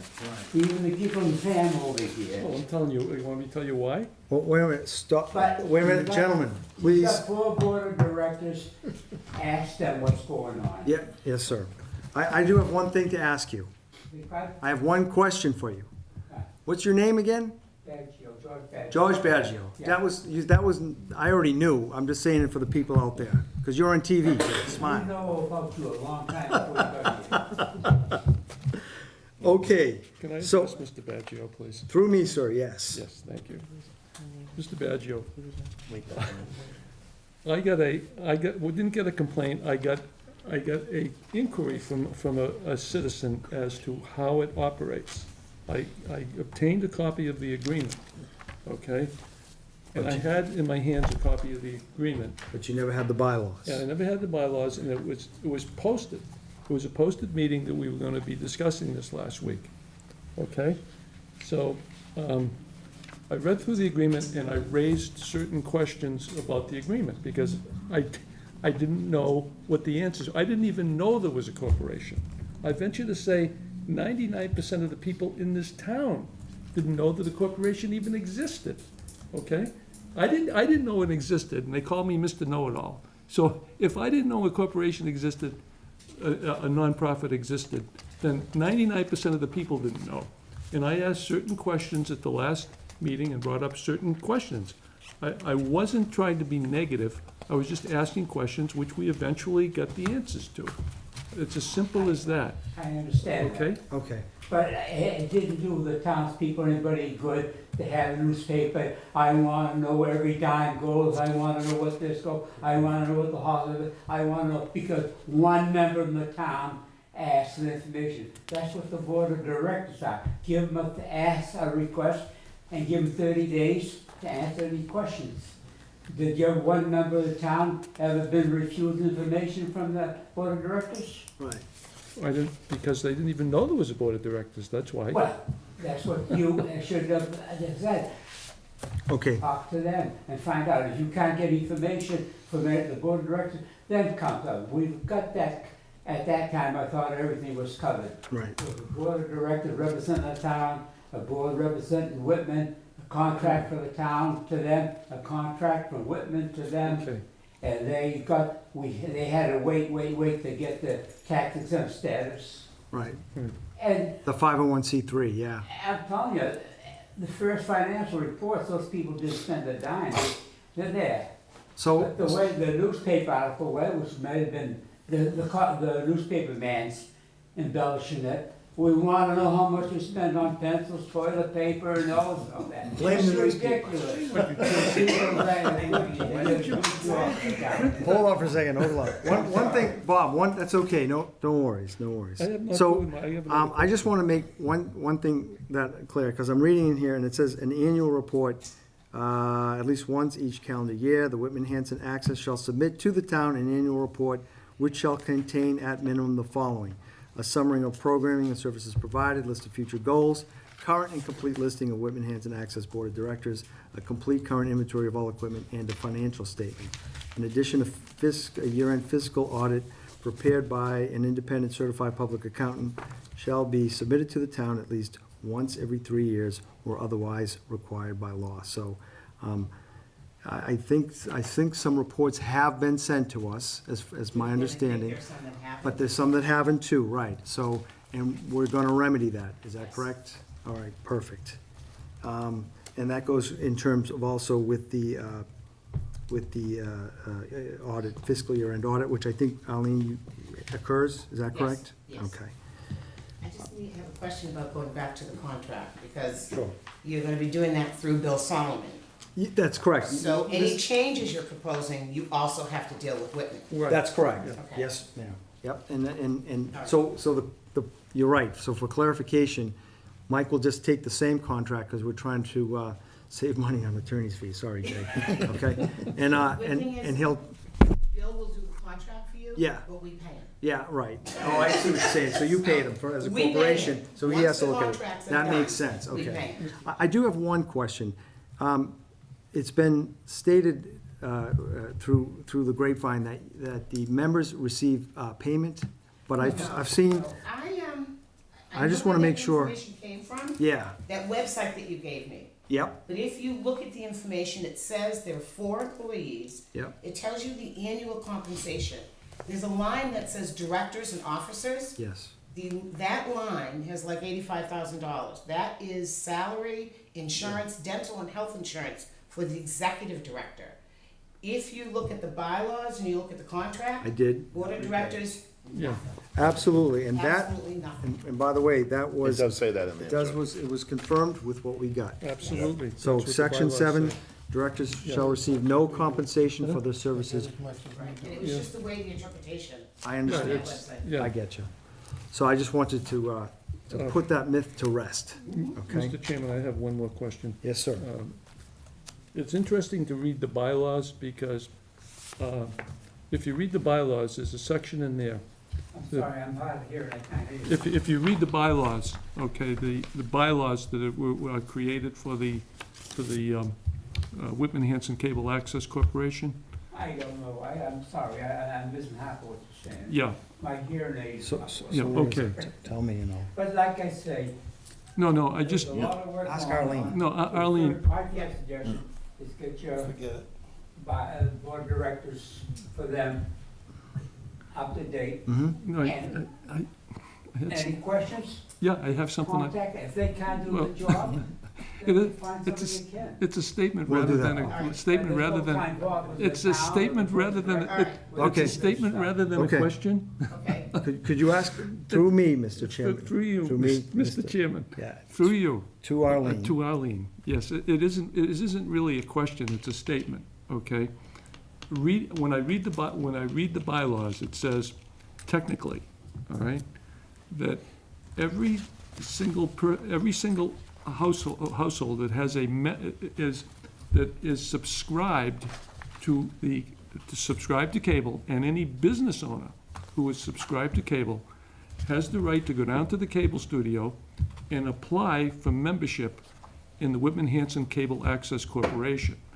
And then, those applications are supposed to be available, you can take them home, fill them out, turn them in, and then the board of directors will look at those applications, and as long as that person does not hold any personal views that are negative to the way the cable programming wants to continue to, then those people can be chosen, voted in as members, as members, okay? not board of directors, Right, as members. as members of And the. they get a membership card, As too. basically, and they get That's what it membership. says, we've never had As anybody voting- come and ask for a as membership, so voting- we have a as- big membership As card. voting members of the corporation.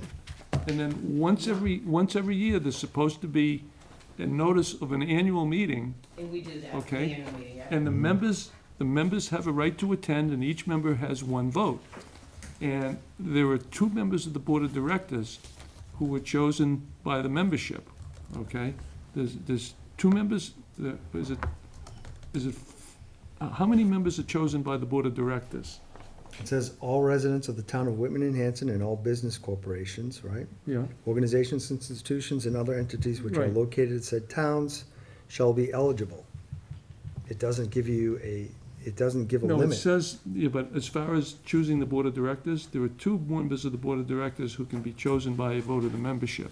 The other members of the board of directors are chosen by the sitting board of I directors. thought you were talking about members, sorry. No, I'm talking about, see, people, this gets lost in translation. There's a board of directors and there are voting, there is a membership, okay?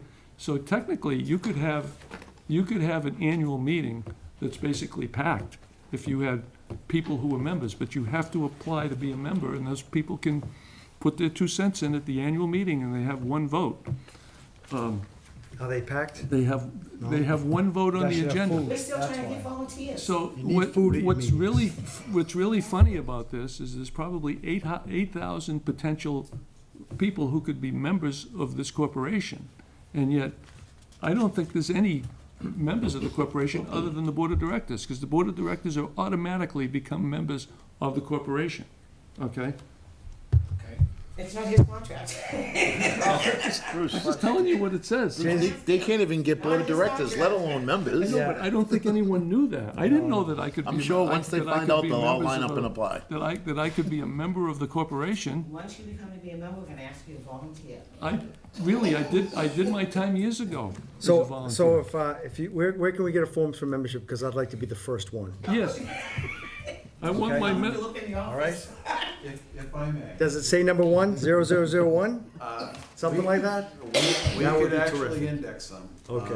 I'd We love to would be be a member of the delighted corporation. as a board and as a volunteer organization to have more participation. There are many programming opportunities, not only at the town level, but also with the school department. And a wonderfully self-renewing pool of volunteers available, so we are looking forward to getting a higher level of participation on the volunteer side. We also have a number of ideas in terms of reorganization within the organization to try to improve the service out to the communities as well. Thank you. I do want to mention too that Kevin Tachi called me and said, at any time, if anybody wanted to be recorded or set up a meeting or do anything to be on a TV show, to discuss anything, that it's open to the public to the residents of Whitman or Hanson, which is an important thing to say. And he is welcoming, I think he's doing some of the temporary services that, filling in for Steve Roy, right, who passed away. And he has offered to, he's open to any suggestions and point of view that anybody else has out there. So he did speak to me about that, and I wanted to mention to him, because a lot of the people who do the work, for example, like Carol, and I was reminded this specifically, like yourselves, recorded the high school graduation. There's a lot of people in the background who do that work, right? Run the cameras and so forth, and sometimes we forget that they deserve credit. I didn't see anything else other than, just a quick question. So on who files the taxes? Do you guys have an attorney? Do you have an attorney? Yeah, who does it? accountant. An accountant who does it, right? Okay. And do they maintain the 501c3? I know that was hard to get because I got one. Actually, I called about that because I'm in the process of going through everything that was in the office. Yeah. Steve's office, and finding things and trying Right. to file them. Yep. And I noticed that I had an old copy of the 501c3. Okay. So I called. Yeah. And it was on automatic renewal. Oh, good. And I don't know what happened to the original. Yeah. So I just requested another one, which came in the mail yesterday. Perfect. So it automatically will renew every 10 years. I know from personal experience that It's many tough of in the the beginning. yeah, and many of the sports organizations, as they change boards, they have 501c3 set up, and as they change boards, they forget, as the membership moves on, they forget to have this renew. And if you don't file your taxes for 3 consecutive years in a row, it automatically is expired. So that's terrific. So in regard to, we've cleaned up on making sure that we get the reports. We're gonna draft a new contract. We got the bylaws in front of us. We've got answers to the questions by Mr. Solomon. excuse me, that new contract will be in conjunction with Whitman, right? Yes, sir. It would be, One other thing, I didn't miss topic ahead. that's okay. On the board of directors, who's gonna appoint them? On the board of directors, who appoints? The four, from Hanson. No, They appoint themselves. The, That's my That's understanding. done by the board. No, I mean, saying in case of a vacancy or new members, how are you gonna get new members on the board? That's the board. That, the board decide, because the Board of Selectmen originally started it up in the beginning, but Right. once they got running, they're on their own. And they vote, their own members vote themselves in. That's what it says in here. no, I just told you how that worked. Well, they, probably their own didn't- members he probably vote. didn't hear you. Yeah, I know, he didn't hear you. Couldn't hear me. Time, 4 and 4, Yeah. Well, for the whole process. no. But I'm just saying, if you need vendors, I should think you should have the people, the corporation that runs that, advertise for members. Members, With sure, their qualifications. Oh, yes, it's, Absolutely. it's in there, it's in there. This is the guy we want, absolutely, not to have somebody say, this is the guy you're gonna have to have. absolutely. Yes. I'm willing to write Use your recommendations, right by absolutely. hand Until they do something wrong, then we can jump in. It's in the bylaws, you can jump in. But they know what they're doing, they've done a good job, and you got Whitman to Understood. contend with. But Thank you, sir. Thank you very much. it was set up pretty good. Like I said, we had a good woman in charge of the committee, and she did a hell of a job, and everybody was free, cost no town nothing. You and I are gonna have to go out for coffee sometime. Would that be okay? What's that? You and I go out for coffee? Oh, You and I, we'll hook up for coffee next weekend or something, all right? So we'll talk more about it. Could we do that? Yeah, I sure. can come if you want. All right, I'll buy, Can I okay? bring my 6 grandchildren with me? We don't wanna feed them. What is it? I'll meet, after the meeting, we'll set up a time, okay? I promise you, okay? Anytime. All right, and you can bring the kids if you like, absolutely. Dan, Mr. Salducci. All right, name's Dan Salvucci, I'm a member of the Whitman Board of Selectmen, and on the original committee that formulated the Whitman-Hanson Cable Access, along with Colleen Calera. Yes, on the Becky back Coletta. of it, yeah. Becky Calera, right. Anyways, the intent was that we set up a cable studio, an access committee, that because it was brand new, the boards of selectmen in each town, when they were given names to be members of the board of directors, we chose them. Chose them, yeah, at the Right. beginning, yep, All right, in the beginning. yes. The one thing that was a staple that needed to be done was the fact that Steve Roy would be the director. That's There's no ifs, ands, or Yes, buts. that's true. That was a given. We have a copy of his contract right here. Yes, sir. I have them too. That being said, once it was established and they came up and they put together with the lawyer and a bylaws and an agreement. Yep. Their All bylaws, I hear is that the towns wash their hands of it Right. because of the liability factor. Yep. And that's the way it's been. So, at this point, the board of directors should be out trying to get people from Whitman to be on the board of directors and members in Hanson to be on the board of directors to have a 4 and 4 board, a full board. I know people that were on it for a while, and then for some reason they left. I don't know why. I've never been on the board of directors. I don't think I can. Sure. But that being said, Sure you can. well, I don't know, selectmen and board of directors, I think it would, I don't know. No. well, then become a member. Yeah, I could, yeah. You could be number 2. Yeah, but the thing is, also they can charge a fee, by the way. Yes, yeah, that's right. That's the way of getting So, money. yes, But that being said, I think the questions that you have of the board of directors, that list should be sent to our town administrator, Frank Lynham, so that we can look at them as the town of Whitman, because we've gotta get together yeah. and look at what we're looking for in an agreement. But I believe it's actually the lawyer and the board of directors who come to us with the contract and we agree to it. That's right. Dan, I can promise you that I know for a fact Mr. McHugh has been talking to Mr. Yes, Lyman on I've this. talked to, you're right, Okay? I know that for a fact. So I know for a fact he's been doing his job. Thank you, Mike. Thank you. Yeah. So are there, But it's very important that we stay Yeah. out of their business for the liability factor. Well- We don't need that headache. yeah, well, you can, yeah, no, the Board of Selectmen have no reign over these guys. I don't think anybody here has ever said that or indicated it otherwise. That Board of Directors is separate entity from government.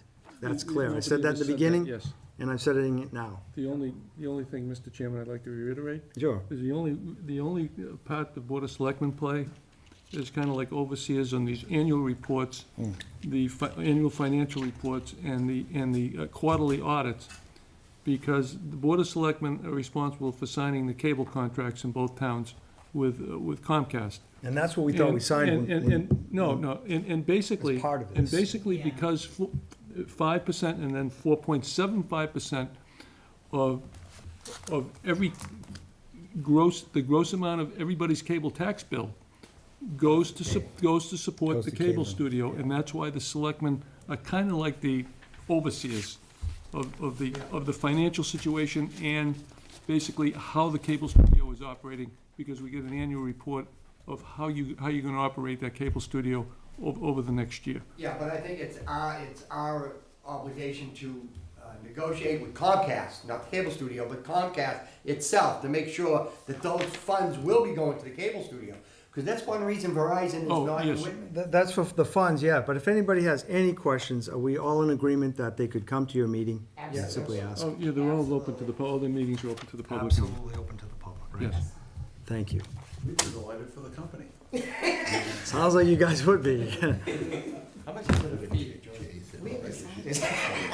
Yeah, I think we're gonna move, are there any other questions or comments to this issue? All right, so more to come on it probably later on in later months, right, with the contract and so I forth. hope that we move forward pretty quickly on it. I thought we did okay.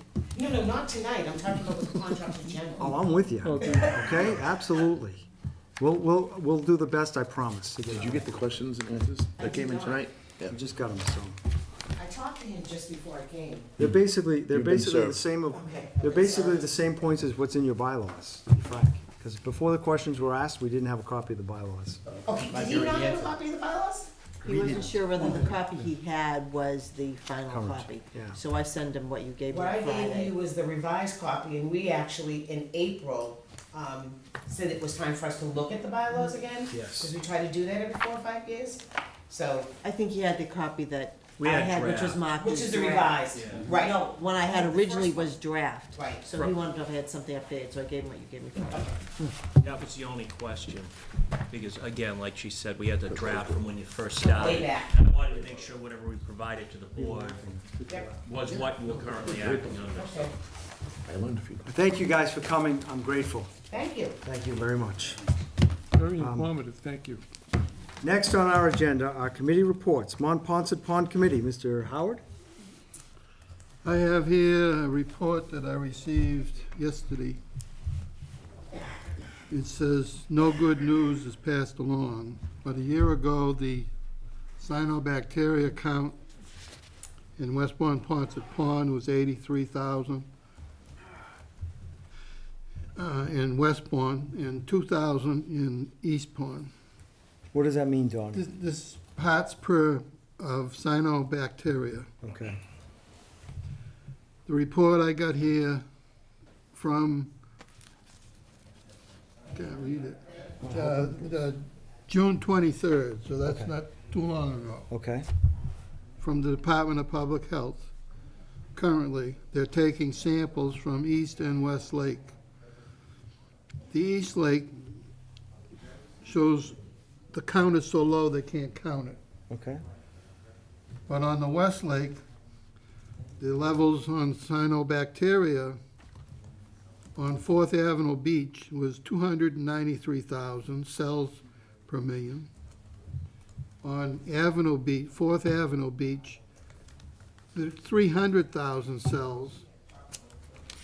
And at the boat ramp where they put the boats in and out, Yep. it's 332,000 cells per million on Ocean and at Ocean Avenue. Okay. The Westmont Ponset Pond levels are way above the guideline of 70,000 cells per million.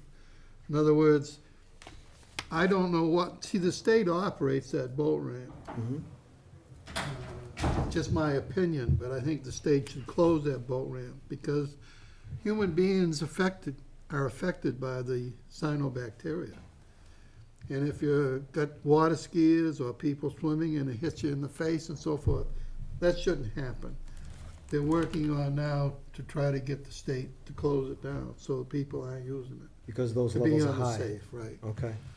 The other thing is, the count of East Lake, which is 0 right now, proves the fact that East Monpont Pond is a spring-fed pond.